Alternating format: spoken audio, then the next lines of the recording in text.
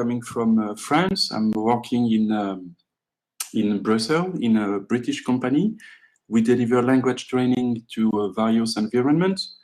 And a few years ago, we started working with Moodle, and how is it with Moodle? Slowly and slowly, we realized the challenge it could be, but at the same time, the good opportunity could be. So today, the idea is just to exchange about the, let's say, corporate context, because using Moodle in a university or school, it might be easier sometimes, and there are a few challenges really specific to adults in a company context. And I will try to talk also about the group management and also one-to-one course if it's happened. I will give a lot of examples about language training, but of course this can be extended to any other kind of training in communication or even technical skills. So this presentation, when I realized there was a iMoot 2016, I was thinking about a theme that could be worth, and I realized that attendance and Moodle are really, in all cases, working together. And in a company context, when you give training, especially language training, you realize you can have really low attendance rates, which bring a lot of frustration from the trainer and from the learner side, but also from the client. And we decided to use Moodle mainly to keep attendance up, and also to avoid all the tensions linked to one trainer arriving in a room with only one student instead of 5 or 10. And when I start investigating and using Moodle, I was first doing lessons, language lessons, French, in 2004. And at that time, I didn't have Moodle, but I used blog. And realized that teaching with a blog could really make the difference in terms of attendance, because you have one more tool to keep people motivated in your course, especially when you are dealing with really busy people, where they don't have really a lot of time to invest for study. They are not students. They don't spend a lot of time after the course to study or to prepare. So I had to find a more interesting tool than just a book and some grammar exercise or any kind of exercise. So using a blog and some online videos and some text at that time, I didn't have really a lot of tools available that really made the difference. And I will try to show you how you could, with just a few adjustments in your training approach, make the difference. So that's how it comes. Do you guys are teaching also some language lesson in a corporate training, or do you come from other fields? Could you maybe use the chat to answer the questions, if you don't mind? Yeah. Good, Andy. So I'm sure, Andy, you know the this issue I will just raise in a few seconds. They are common to maybe you, Andy, and the others too.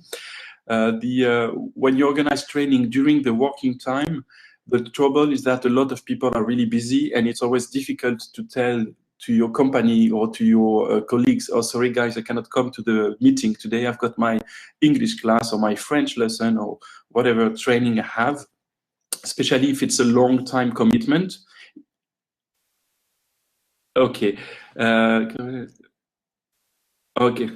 So a lot of time, yeah, exactly. That's really a big problem, because, you know, especially if it's a long-term course, like 2 hours a week or 2 times 2 hours a week, a lot of people cannot come all the time. Also, they are busy, they've got families, they've got work, they've got hobbies. So time to prepare for the course, it's also really low. So if you give them 5 pages of homework to do, they won't do it.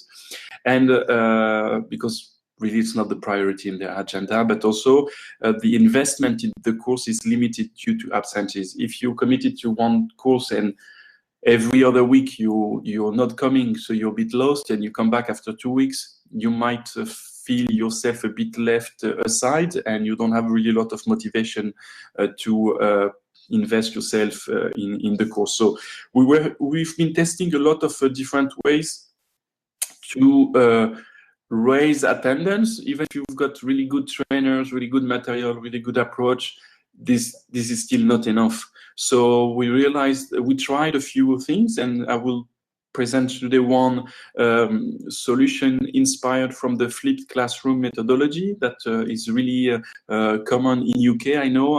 I don't know if where you are, guys, it's really common too, which basically means that you prepare your class before, which means you do all the lectures online and you come in class to do workshops. In a school or in university is great because students, they have to get the credits, so they will do the online part and they will come to the workshop in order to be trained to their training.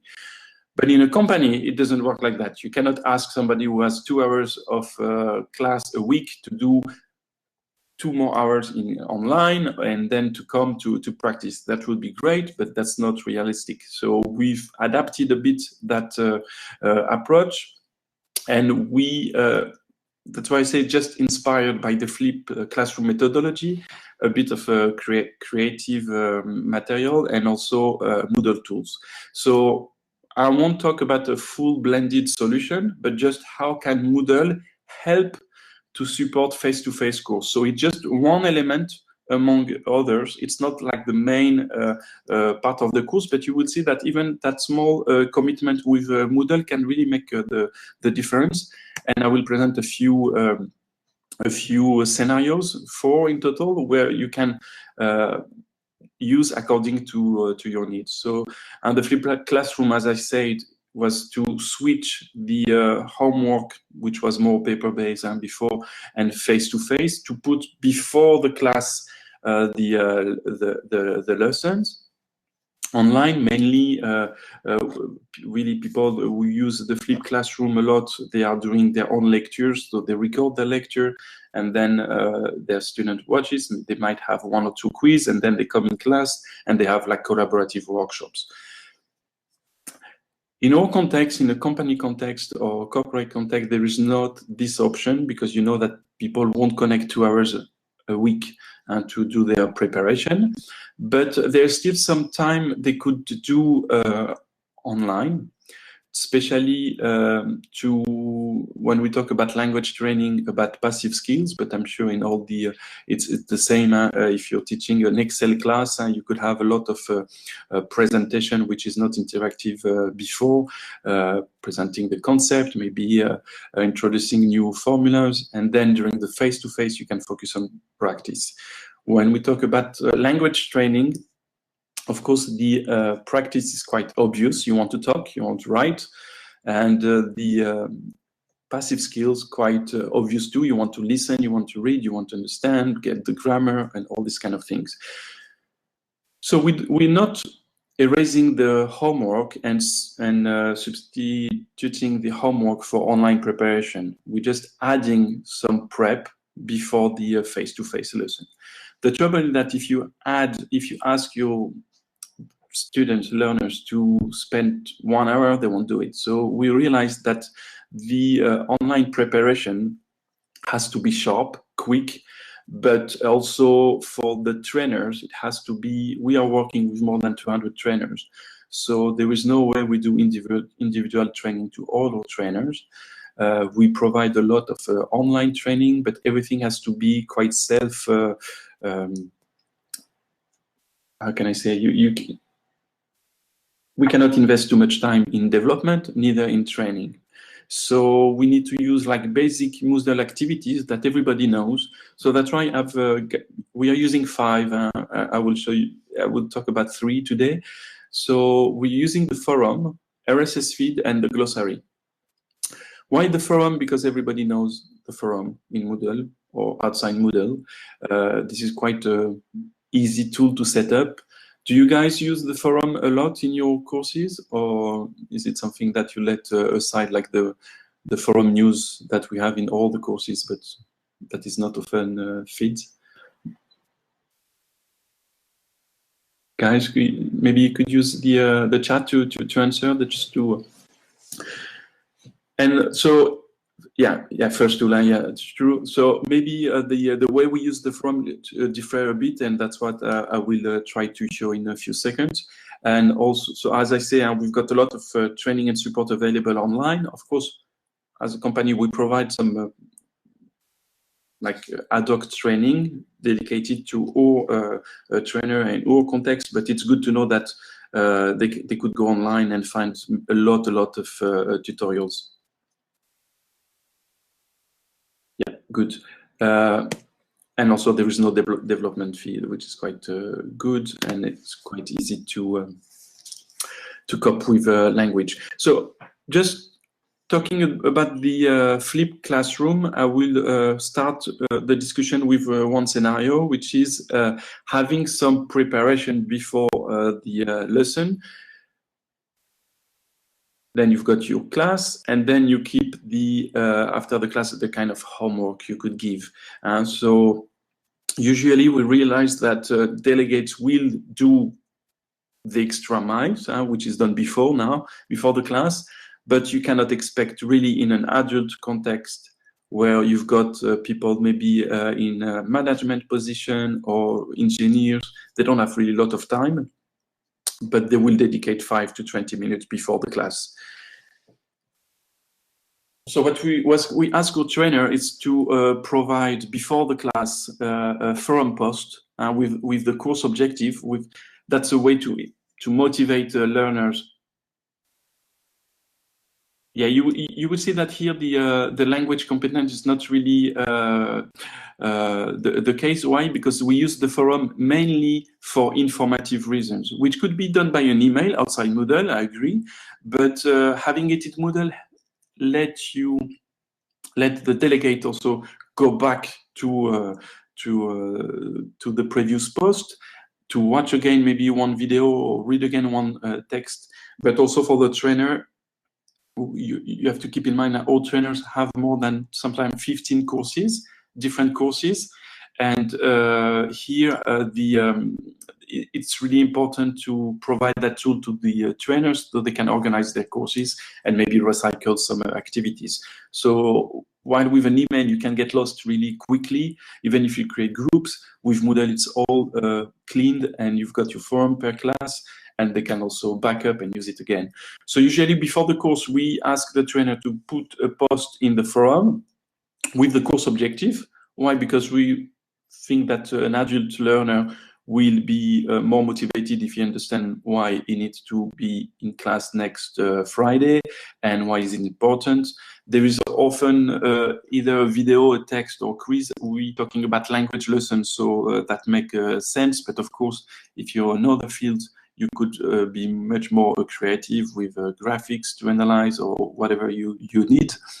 But sometimes we've got some trainers who do some quiz as a kind of induction to discover the new skills that will be introduced during the class, and they can use also some lesson. It's quite complex to set up, but some trainers have got their lesson, for example, in phrasal verbs in English, so they're quite happy to recycle that. As I say, 5 to 20 minutes of student work time. That's enough. Why? Because we still have the class. So the class is 1 hour and a half, 2 hours a week. So during the class, we just want to have people who show up, who know the topic, and who are interested in participating. So it's much more easier to take the lead in the class, to start talking or to answer questions when you know about the topic. Even if some student, they just have opened the post, read the text really in 5 minutes, that's enough to get them in the class focused. And after the class, of course, we've got the consolidation part, which is like homework, which according to the trainer could be online homework, could be normal with the book homework. That doesn't matter. I think we need to be flexible. If you we are working in France, Belgium, and UK, and over there people are quite happy to do homework in a book. So if you give them too much online material, that could be counterproductive. So the way that we realize that if delegates receive before each lesson that small email with the link to the post, that increase motivation, but mainly that increase motivation to participate in the class, because some people might be shy, might be also hesitant with their skills, so they're afraid to talk in class. But if they receive an email with a small video, they like the topic, and they've got maybe one PDF with the main vocabulary, maybe next lesson they will feel more at ease to start a discussion, to start talking into the class. The other aspect of that scenario is the dropout rate. If you've got a course of 6 months, 2 hours a week, you realize that if people are on vacation 1 week and in mission the week after, that could be an issue, because they could feel that, oh, maybe now it's too late to go back in the class. I've missed so much of the course. It's already 4 hours. I don't feel confident going.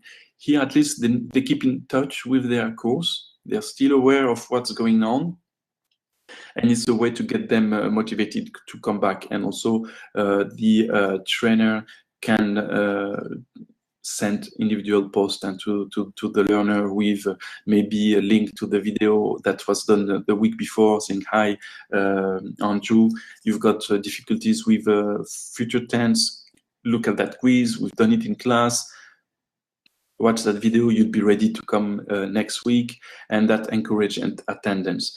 Do you guys have a lot of problem in dropout rate in your courses, or are they mandatory? How do you work with that?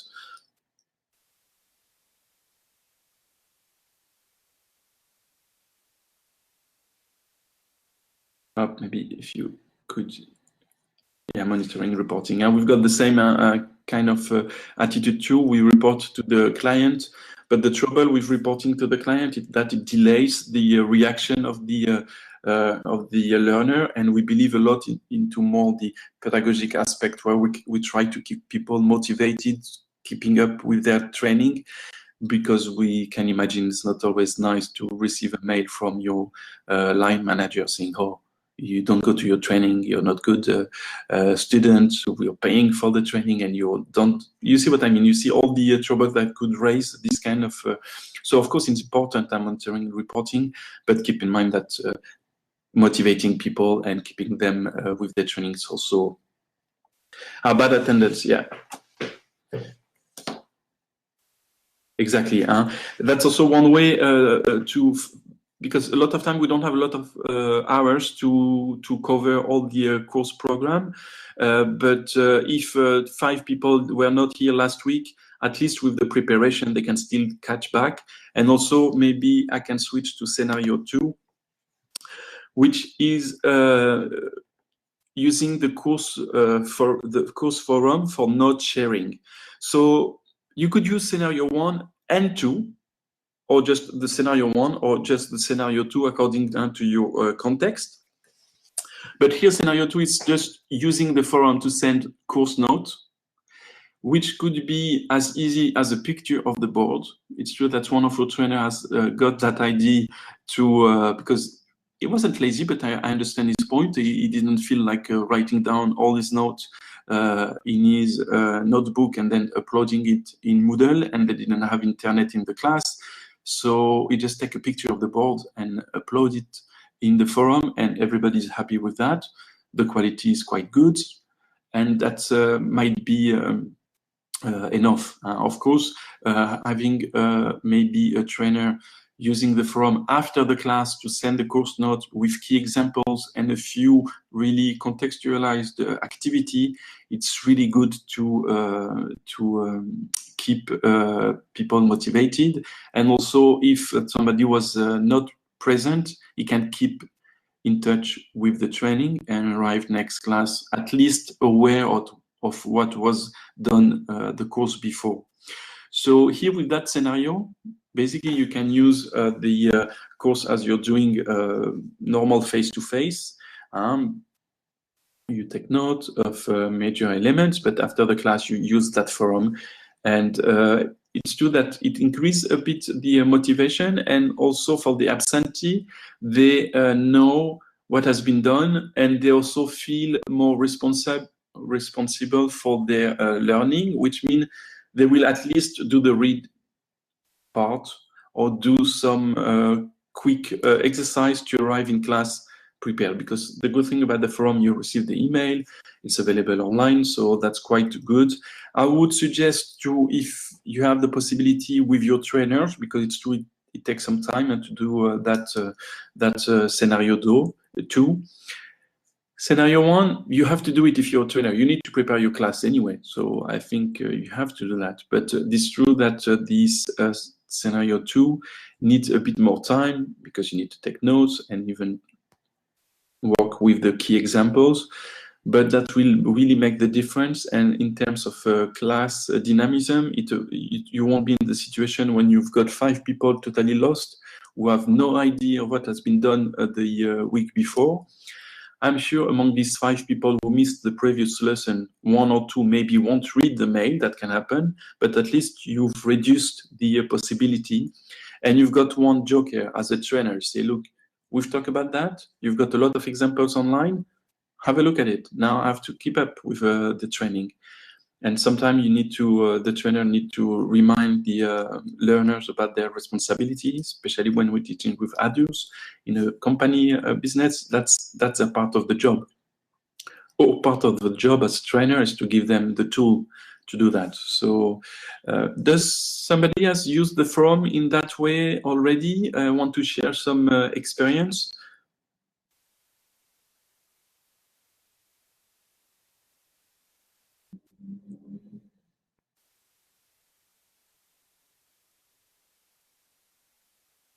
Anyone?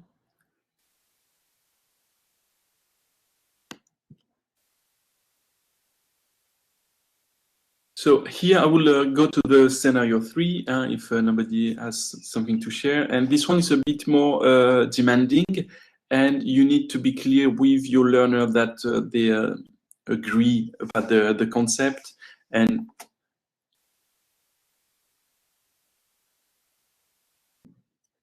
yeah, and this scenario 3 is more about discussion you could have in the class, but it's really to have collaborative kind of activities.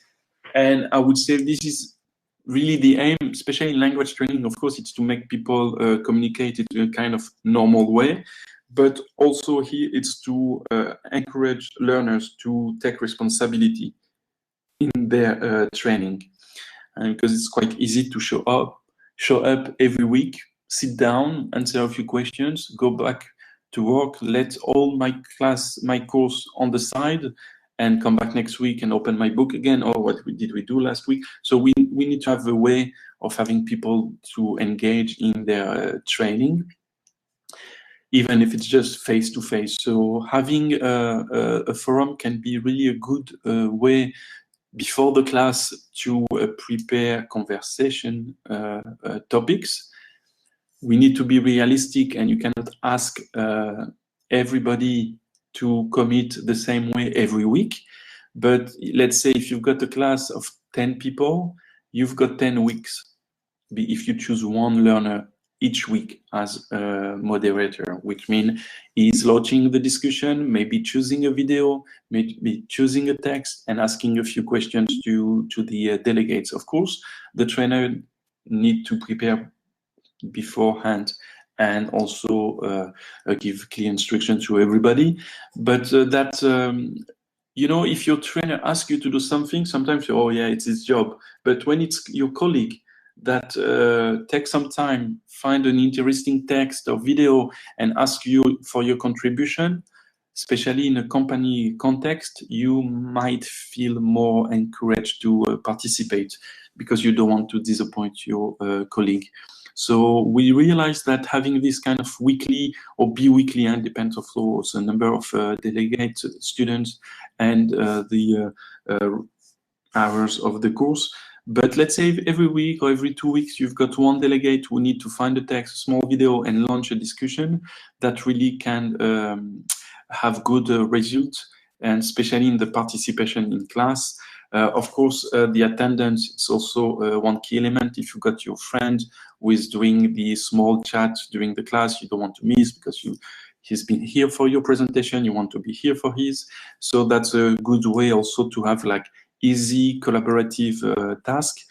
The wiki and all the other collaborative tools. The trouble in the context of a company is that they don't have a lot of time, and it's always difficult to monitor with that. It asks a lot of time for the trainers. Here could be really one activity where the trainer needs just to moderate, read the email or the video. It's fine, you launch it, and that's it. And most of the activities is done during the class. It could be, of course, a debate, language training debate. It's quite important. But if you're teaching legal stuff, it could be a case study to talk about one student presents the case online during the forum, ask a few questions, and then they've got during the class a workshop exchange about that case study.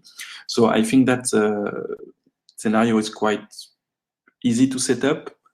It's important for trainers also because it doesn't need a lot of time, and it can have also a good impact of a real cafe. Yeah, it's good too. It depends also of the context, but of course this is just illustration of what could be done now with the forum. Having a real cafe could be also good to have like social interaction between the learners. In no context, the trouble in companies, people they will do the strict minimum, so it's difficult to have more than that. But it's true if you got the chance to have like motivated students, quite good to do so. I'd like to have some words about the glossary, and then we'll start maybe a discussion about that. Glossary are, I think, one great tool in Moodle, but let on the side too often. And we've been using the glossary also to as a tool, not for vocabulary learning, which would make sense. We use it like that too, but we try to use it also with students to share course activities. Especially if you, in one context, we're teaching in a really big company with more than 100,000 people in the company. We're teaching English lessons over there. And we realize because this company is so wide, there are so many different job and tasks required that for all trainers, difficult to get inspiration. Sometimes when you've got people with really specific needs, that's quite difficult and to get inspiration and really material that could be good for everybody. So we use the glossary, which is site-wide, which means it's available for everybody. Any trainers in that company will have access to the main glossary. And we use it to ask delegates to suggest theme to develop in a class, and they are really specific theme. Some people, for example, ask about how to set up a meeting to launch the building of a metro abroad. That's really specific to that company, but at the same time, the trainers, they won't think about that. So they ask at the beginning of each course, all the learners have to suggest one theme to develop in the class, and then it's shared with all the trainers for all the levels.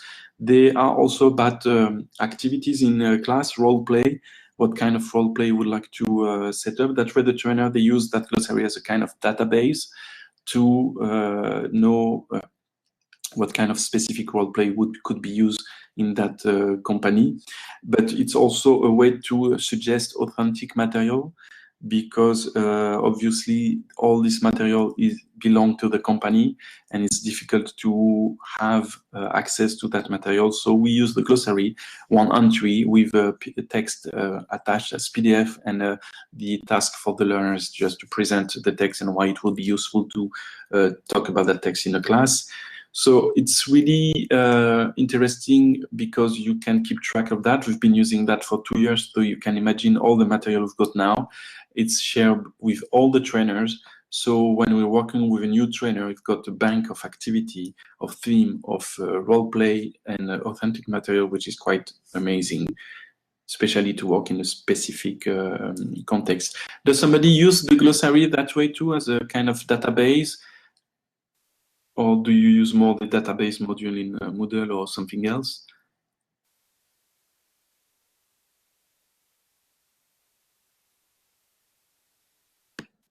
No. Last word, it's about the RSS, and also one way to keep people motivated in the class is to give them access to some resources, but also when we're teaching to adults, it's to give them some freedom.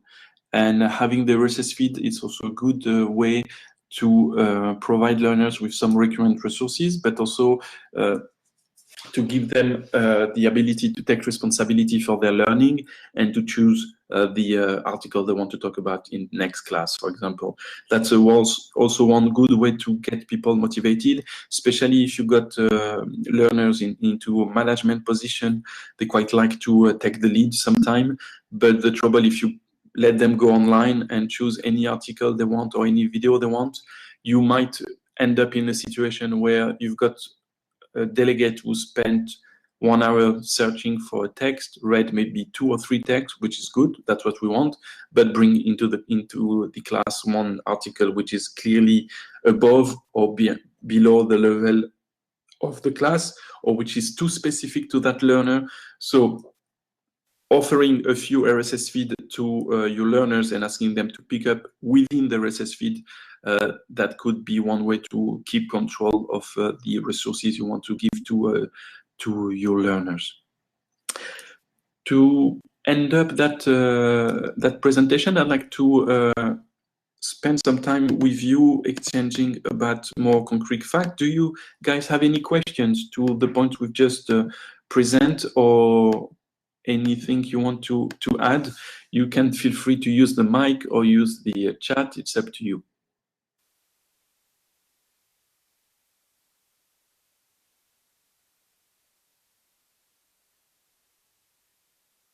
Any question?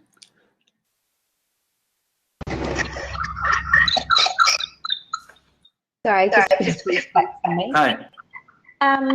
Sorry, I've just feedbacking. I think that should fix it. Thank you so much, Christopher. We're going to continue what we're doing. I'm just going to go and set up another room. But just to say thank you very much. There was so much to think about in that, and it was just fabulous. I mean, the amount of questions and things that have come through. Anyone who'd like to ask Christopher questions, you can just turn your microphone on or ask through the chat. Don't forget, there's always the forum later. And so if you have questions later, you can always ask through the iMoot forum as well. But just thank you so much, Christoph, and you're welcome to stay in this room for like another 10 minutes, anyone who wants to. And then we're going to be going off to our new rooms. Thank you so much. Thank you.